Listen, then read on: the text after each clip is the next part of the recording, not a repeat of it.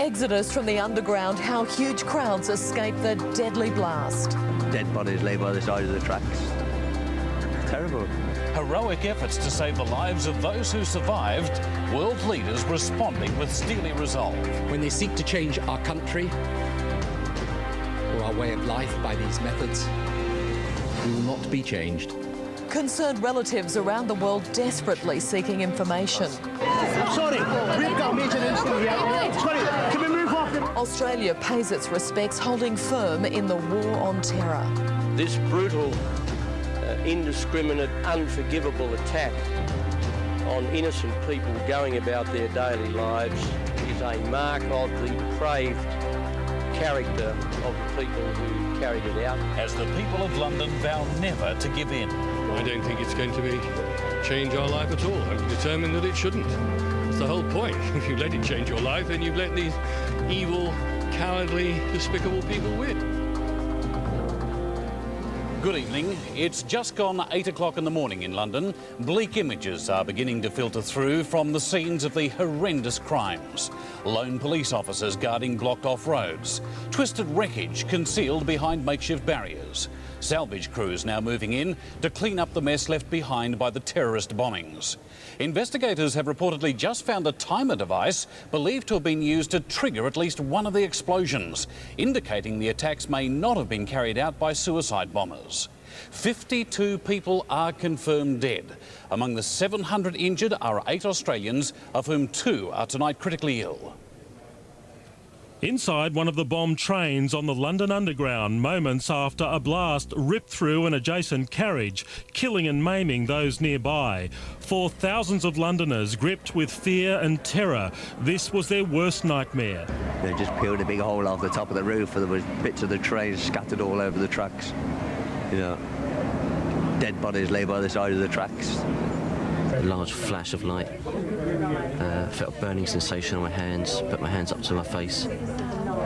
I was on the floor by that point. Trapped in the midst of a terror attack with no obvious way to escape. No announcements from the driver and carriages filling with choking smoke. 1 minute minding your own business, bang, and we thought we were on fire. The smell, the smoke, you couldn't breathe, you couldn't see anything. It was just horrible. On the surface, another terror bomb ripping apart a double-decker bus. 2 people on the upper deck killed instantly as the blast tore the bus to shreds. On the underground, first there was confusion, but it soon became clear London was under attack.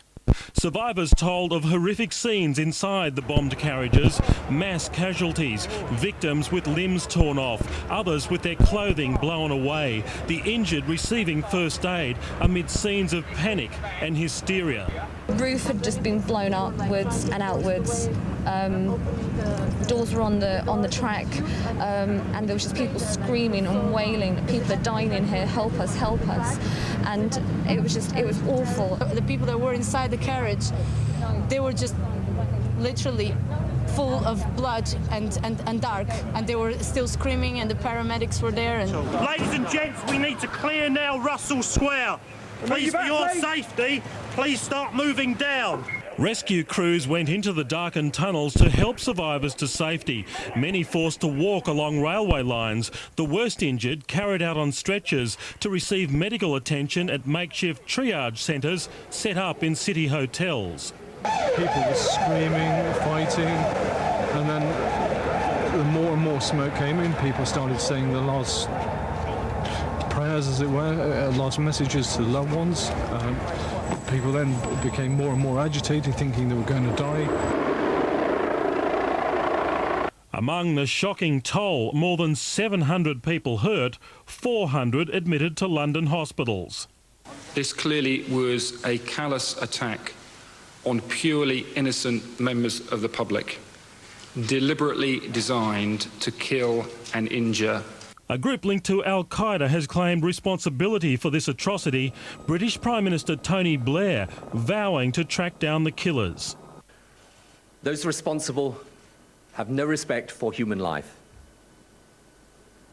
We are united in our resolve to confront and defeat this terrorism that is not an attack on one nation, but on all nations. Those who've got such evil in their heart that they will take the lives of innocent folks. This is the war on terror goes on. The underground remained closed during the afternoon rush hour, leaving thousands of people stranded, many forced to walk home from work, but remaining defiant.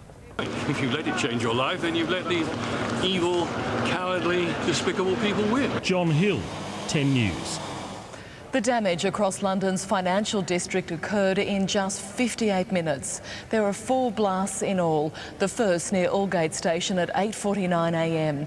Minutes later, a second rocked the Piccadilly line, then another bombing at Edgware Road Station. The 4th explosion coming about an hour later aboard the bus at Tavistock Square. Passengers' mobile phones recording disturbing images of a double-decker bus ripped apart. That blast killing at least 2 people and maiming others.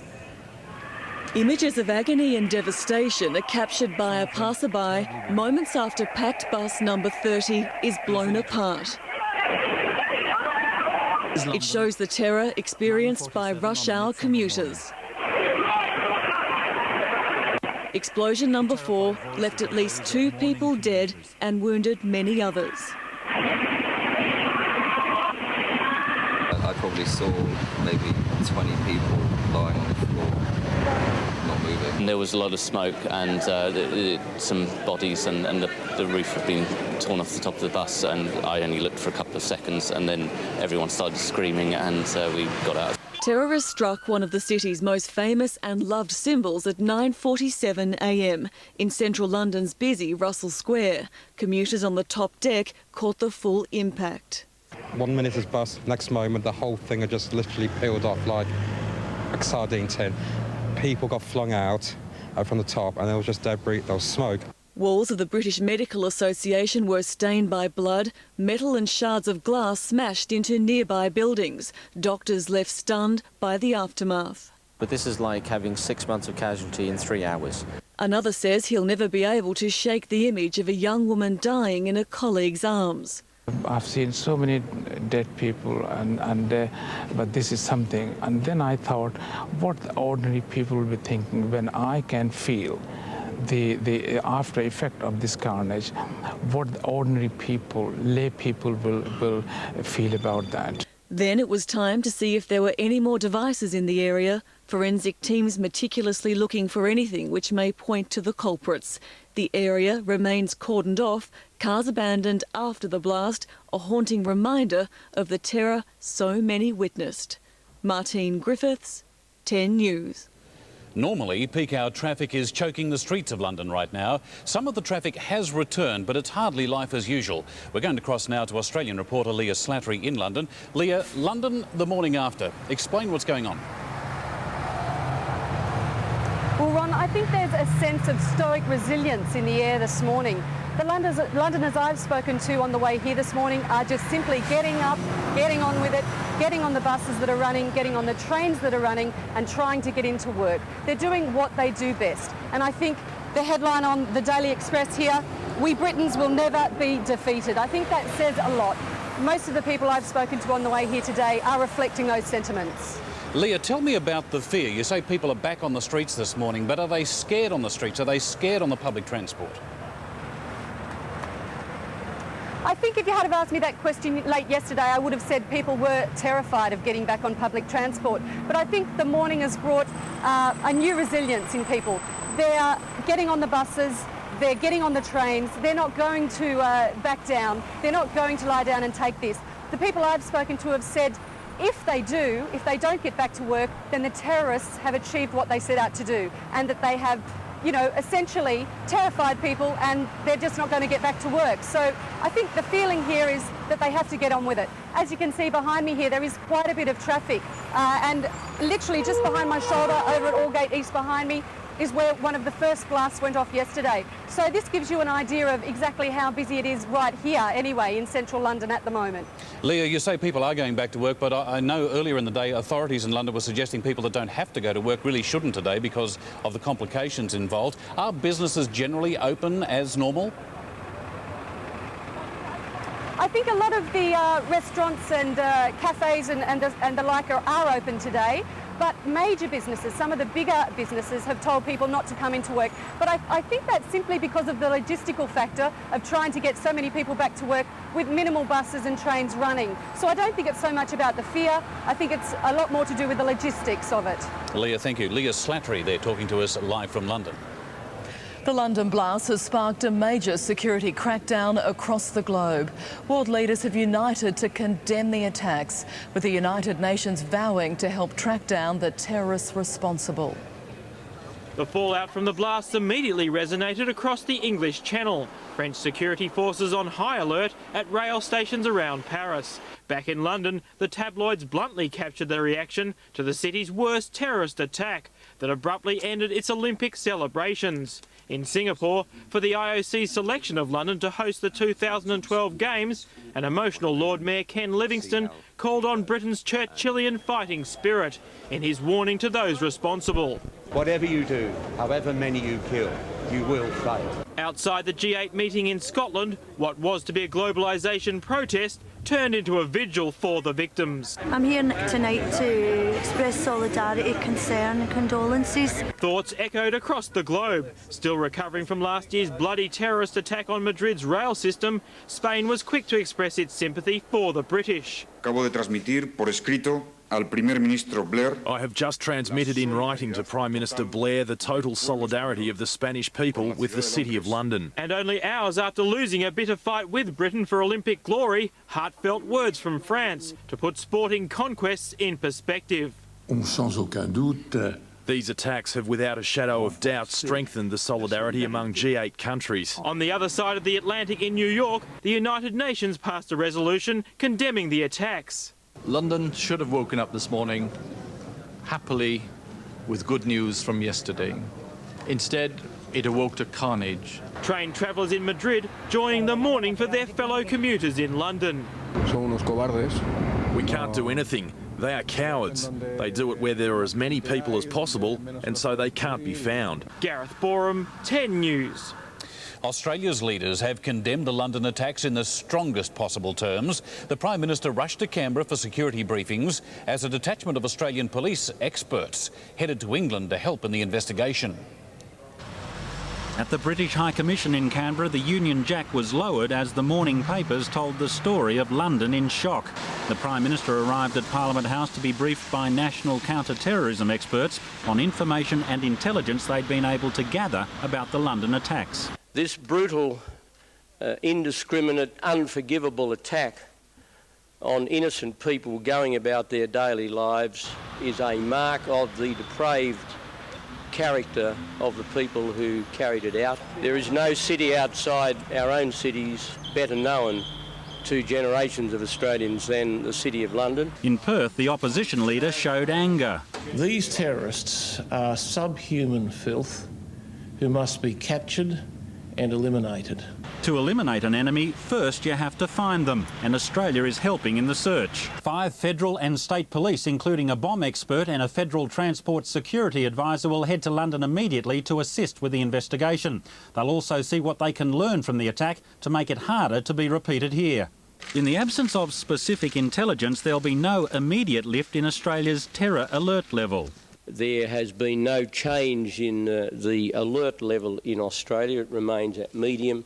As for the UK, Australia's travel alert system now refers to the London attacks, but stops short of telling Australians not to go there. People must make up their own minds about that. And we know that many Australians have been injured in this terrible atrocity, and they will be looked after like one of our own. The brand new British High Commissioner left London as the Olympic win was being announced and arrived here to learn of the bombing. The Prime Minister on hand to sign the condolence book. We have suffered terror before and we've grown out of it stronger and more determined. Evil will not win. Above Buckingham Palace, a sign that London is grieving. In our national capital, a sign Australia's grieving too. Greg Turnbull, 10 News. Assurances from the state government tonight it's alert and ready to deal with a terror attack. Our emergency commanders are already reviewing London's response to the bombings and comparing it with local capabilities.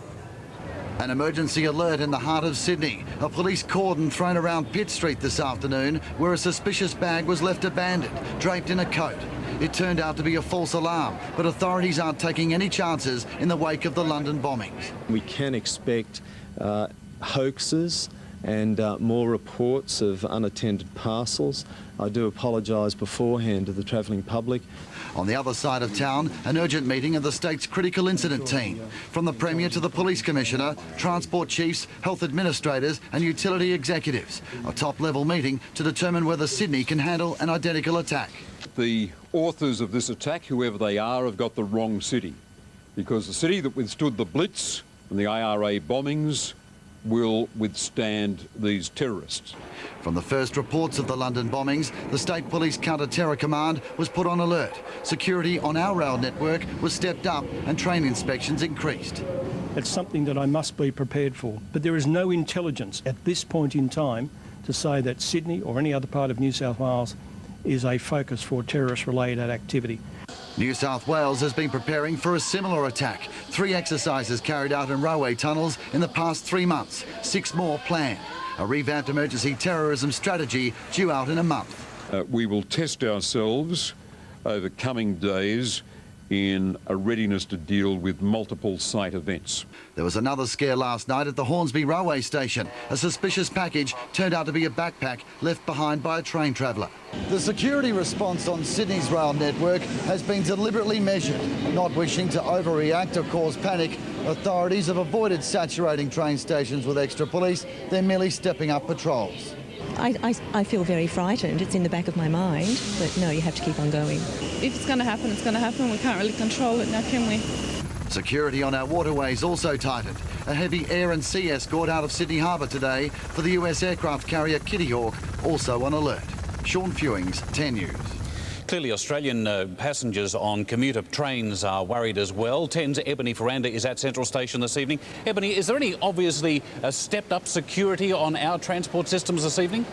Well, Ron, if there's supposed to be an increase in security, it certainly isn't visible here at Central Station right now during peak hour. From the time I've been here, I've noticed just one officer in uniform. If they are here, they must be undercover because you certainly can't see them here on the platforms. I was speaking to a City Rail officer earlier and he said there aren't more police here, but there are more transit officers. Now, they're mainly patrolling the trains and not the platforms, but they have been told to keep a lookout for any suspicious activity. Speaking with the commuters, they say they'd like to see more security presence, but say they won't let the attacks in London deter them from using the Sydney network. Thanks, Ebony. Ebony Ferranda there at Central Station. In just under 24 hours, thousands of calls have been made to a hotline set up for Australians worried about loved ones in London. Operators at the Department of Foreign Affairs in Canberra have been working around the clock taking calls. They've urged people to first make direct contact with their friends and relatives before trying the hotline. The number is 1800 00 2214. 1800 00 2214. Still ahead in the 5 o'clock news, expert analysis of who's to blame. And more compelling accounts of London's terror crisis.